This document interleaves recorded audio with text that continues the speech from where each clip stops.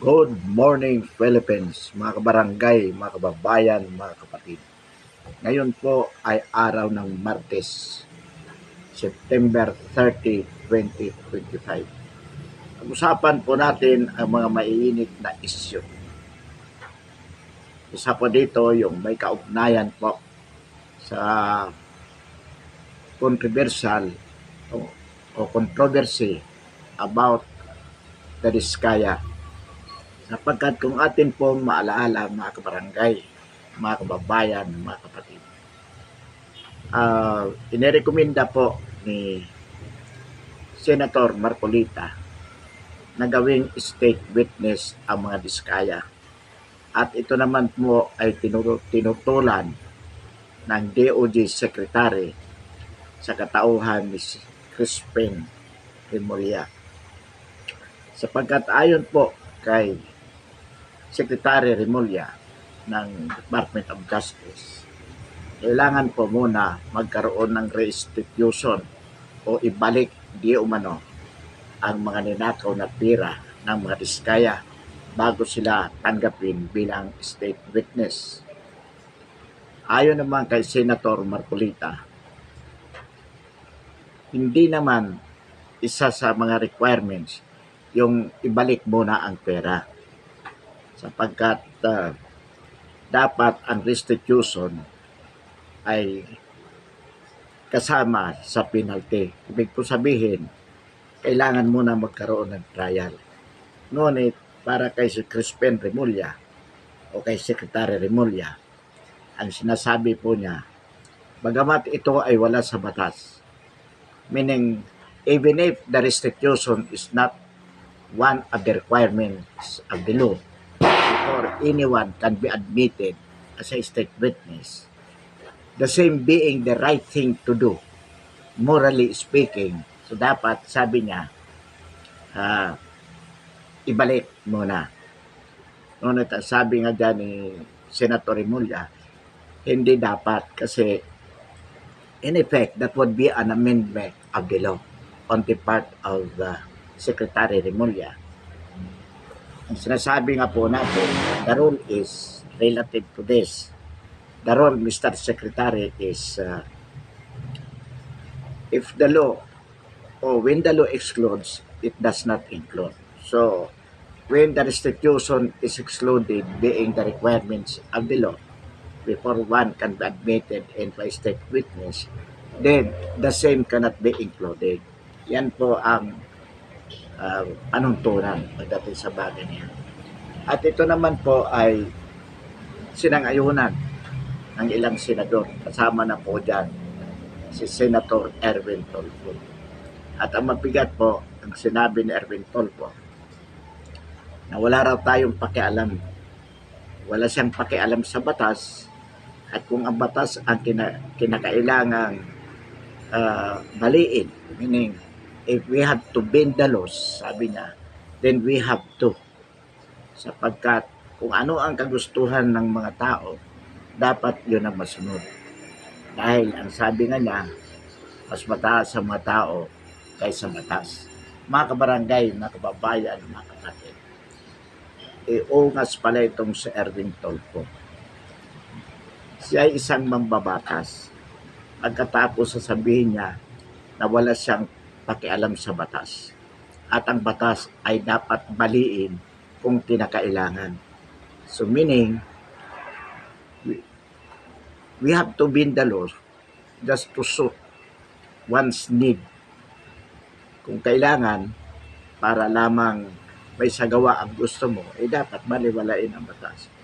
Ibobo po talaga ito sa Erwin Tolpo. Katulad po ng kanyang kapatid na si Rapi Tolpo na napakayabang din. Naalala po natin, mga kabarangay, mga kababayan, mga kapatid, si Rapi Tolpo nung hearing sa Senado kung saan ang kanilang resource speaker ay si General Galvez tungkol sa mga surrenderies. Ang sabi ni Senator Tolpo, wala akong pakialam, masaktan na ang masaktan. Kung ang surrenderies ay 25,000, sabi niya, dapat 25,000 din ang baril. ng mga isinurrender. Kung hindi, ibig sabihin niyan may corruption, General Galvez sa inyong ahensya. So ganun ka-arogante itong mga tolpo na akala mo kung mga sino sila, na halimbawa pagsisigawan nila kung ano ang gusto nila, mali naman. Mga kabarangay, mga kababayan, mga kapatid, ito yung brand ng mga tolpo na ang dating ay dapat katakutan sapagkat mga siga at mga palaban, walang pakundangan. Kung sino ang gusto nilang murahin, pwede. Kung sino ang gusto nilang sigawan, pwede. Kung sinong kanilang gustong utusan, pwede. Ganyan po ang mga tolpo. Sapagkat ang akala nga nila, mga siga na sila at kinatatakutan, mga hari. At ang natatakot na naman sa kanila, mga kabarangay, mga kababayan, mga kapatid, ay yung siyempre naduduro nila. Yung mga walang alam na katulad nila, mga siga. Yan po ang brand ng mga tolpo. At ngayon nga, imagine, yung anak ni Congressman o yung anak ni Senator Tolpo na congressman ng 2nd District yata ng Quezon City, itong si Congressman Ralph Tolpo. Imagine, sa gitna ng kahirapan ng sambayan ng Pilipino, maraming namamatay sa gutom, maraming namamatay sa sakit na hindi man lang nararanasan o nabibigyan ng pangunahing lunas dulot ng kahirapan. Sila naman, itong anak itong si Congressman Ralph Tolpo na anak ni Rapi Tolpo, imagine, gumastos ng 6 million higit sa isang gabi o dalawang gabi, isang $42,000 sa unang gabi at sa pangalawang gabi $72,000 sa Las Vegas. So imagine it. Ngunit ang depensa ni Congressman Ralph Tolpo, wala namang ginastos ang gobyerno. Pera namin yun. Sinong gagaguhin nyo? Sinong maniniwala sa inyo? Kalokohan yun. Amidst the controversy of the congressmen being involved in the flood control projects, kung saan itong mga congressmen na to ay nabigyan ng malalaking allocation para ipadala o ipagawa ng mga flood control sa kanilang mga distrito. Ngunit karamihan ghost projects, karamihan substandard projects, at ang malala pa dyan, mga distrito na hindi naman binabaha, mabibigyan ng flood control projects. Ang balita nga natin, itong distrito ni Congressman Ralph Tolpo sa 2nd District ng Quezon City, hindi naman daw ito binabaha. Pero mayroong flood control, tingnan natin. Kasi ang balita nga, maraming mga lugar na kahit hindi binabaha, basta congressman ka, mayroon kang allocation. At ang tanong dito, Congressman Tolpo, isa ka ba sa pumirma sa impeachment ni BP Sara? Sapagkat ayon kay Congressman Toby Chanco, lahat ng pumirma sa impeachment ni BP Sara ng mga congressman ay nabigyan ng 150 million para lamang pumirma. So, noong mga panahon bang yun, congressman ka na, Congressman Tolpo. Pero assuming na hindi ka nakakuha ng pera nung panahon ng impeachment signing, the fact that you spent 6 million more or less sa isang gabi o sa dalawang gabi sa isang nightclub, that is too much for a congressman to spend sa gitna ng kahirapan ng sambayan ng Pilipino. Kaya itong mga Tolpo, at sinasabi nga ni Rapi Tolpo, kailangan daw mag lifestyle check. sapagkat maraming mga opisyalis na nagpapasasa sa yaman. Isa na dito ang anak mo, Rafi. Sabihin yung private money nyo yan. Una, mga bobo lang ang kaya nyong mapaniwala sa ganong justification nyo. At ito nga si Rafi Tulfo, mayaman, admitted naman yan, pero criticize din po natin ito, mga kabarangay, mga kababayan, mga kapatid, sapagkat ang yaman ni Rafi ay galing sa paghihiya sa mga tao na napipilitang lumapit sa kanya dulot ng kahirapan, ngunit ibinibilad naman sa kahihiyan ang mga pribadong buhay ng mga taong napipilitang lumapit sa kanya. Sabi nga natin, pagsasamantala yan, Rafi Tulfo, hindi yan tulong, sapagkat pinagkikitaan mo ang kahihiyan ng mga Pilipino. Binibilad mo sa buong mundo ang kanilang kalagayan sa buhay. Sabi nga natin, isa kang pambansang marites. At diyan ka kumikita at diyan ka sumisikat. At itong kapatid mong si Erwin Tulfo, isang mayabang din. Akalain mo mambabatas, pagsisigaw sa Senado para sabihin wala siyang pakialam sa batas. At ang batas ay kailangan baliin kung kinakailangan. Saan ka nakakita ng napakabobong senador? E di sana hindi ka na nag-senador, Erwin Tulfo. Sa bagay, ang mga bumoto lang naman sa'yo, mga bobo rin at gagong katulad mo. Sapagkat ang nabubula ng mga Tulfo, yun lang naman mga wala rin pinag-aralan. O kung mayroon man, yung mga duwag, yun ang nabubula. Kaya ang yabang-yabang yung mga Tulfo. Pero sa totoo lang, hindi kayo nakakatulong sa bayan. Yung akala nyo nakakatulong kayo, akala mo lang yun, at akala din ng mga taong naluluto nyo na malaking tulong sa kanila. Pero ang totoo niyan, pinagsasamantalahan nyo. Mga kabarangay, mga kababayan, mga kapatid, huwag po tayong pabubula sa mga Tulfo. At ito nga si Rafi Tulfo, nag-ambisyon na maging presidente. Ang balita natin, isa to sa mga presidentiable sa 2028. Huwag kayong paluloko dyan. Pag ito ang naging Pangulo ng Pilipinas, lalong dodoble po, hindi lang dodoble, triple. O baka hindi lang 10 beses nayayabang po ang mga Tulfo. Hindi po sila nakakatulong. Sila po ay nang-aapi.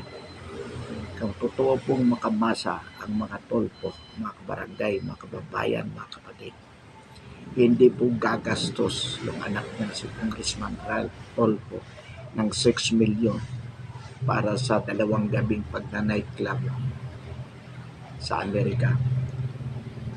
Kahit pasabihin niya ang pribadong pera nila, pero sino po ang maniniwala sa kanila? Ang tatay niya senador, ang tito niya senador, siya ay congressman. Sino maluloko po nila? Kasi congressman, pag nagbiyahe yan sa abroad, may mga travel allowance yan. May mga allowances yan, mga representation allowance. So, pera ng bayan yun. At para gumastos ka ng 6 million sa nightclub ng 1 o 2 gabi, sa gitna ng kahirapan ng sambayan ng Pilipino, talaga po namang nakakasuka at nakakadiri ang ganyang uri ng mga public officials. Tapos ang yayabang po magsipagsalita, akala mo malinis, akala mo walang bahid dungis, akala mo kakatakutan ng lahat. Yan po ang mga impression na binibuild up ng mga Tulfo. Hindi po tama yan, mga kabarangay, mga kababayan, mga kapatid. Sinasabi po natin ito upang mamulat ang sambayan ng Pilipino sa katotohanan na ang mga tulpo po, hindi po sila savior katulad ng kanilang ipinoproject na personalidad. Sila po ay mapagsamantala sa sambayan ng Pilipino. At itong si Erwin Tulfo, sayang nga lamang at nanalo pa. Dagdag bubo ito sa Senado. Kumbaga, yung kapatid niya isang bubo na nga, nadagdagan pa na isang Tulfong mas bubo. Akalain mo, isa kang senador, pagsisigawan mo na walang pakialam siya sa batas. At ang batas, kung kinakailangan baliin, dapat baliin. Yan po ay isang, kumbaga, that is too much for a senator to say. Right in the Senate, mismo sa Senado, sinabi niya at pinagdidiinan niya. Katulad din naman po ng kabubuhan nitong Justice Secretary o Secretary of Justice katulad ni Justice Crispin Remulla. Kaya nga po, bilang tayo marunong kung paano i-play yung sinabi ni Erwin Tulfo. Pero ito naman po ay palasak sa social media. Makikita nyo kung anong sinabi niya. Ang sabi niya, wala tayong pakialam sa batas. Sometimes we have to bend the laws. Yun po ang exact na sinabi niya. Hindi batas ang pinag-uusapan dito. Yan po ay tungkol doon sa issue ng kay Diskaya. Erwin Tulfo was supporting the theory of Justice Secretary Remulla to the effect that Diskaya should not be admitted as a state witness.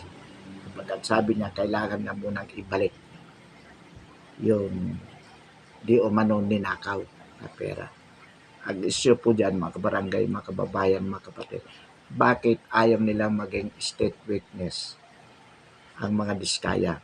Instead, gusto nilang i-considera bilang state witness, katulad po ng sinasabi din ni Senator Lacson, si Engineer Bryce Hernandez, ito daw dapat maging state witness instead of Diskaya. So, ang sinasabi nga po natin, mga barangay, mga kababayan, mga kapatid, na dapat ang mga Diskaya. Bakit po? Sapagkat sinasabi natin, kung nais talaga nating matukoy kung sino ang nasa likod na pinaghinalaan natin, dapat si Diskaya. Sapagkat masasabi ni Diskaya kung sino ang nasa likod niya, kung sino talaga ang nasa likod, kung bakit siya nakakakuha ng malalaking kontrata sa DPWH nationwide, na ang ating hinala ay ang Malacanang. At ito ang tingin natin na isprotektahan ng mga Tulfo at ni Secretary Remulla, ang Malacanang. Sapagkat ang mga Diskaya lamang ang makakapagsabi kung sino talaga ang nasa likod, kung bakit sila nakakakuha ng malalaking kontrata sa DPWH. Napakarami. Si Bryce Hernandez, ang masasabi lang na kung sino ang kanyang nilagyan. Very limited yan. Ang gusto natin makita dito, sino ba talaga ang nasa likod ng flood control scam niyan. So mga kabarangay, mga kababayan, mga kapatid, pansamantala po, pakasan natin ang ating talakayan ngayong umaga. Muli, marami pong salamat.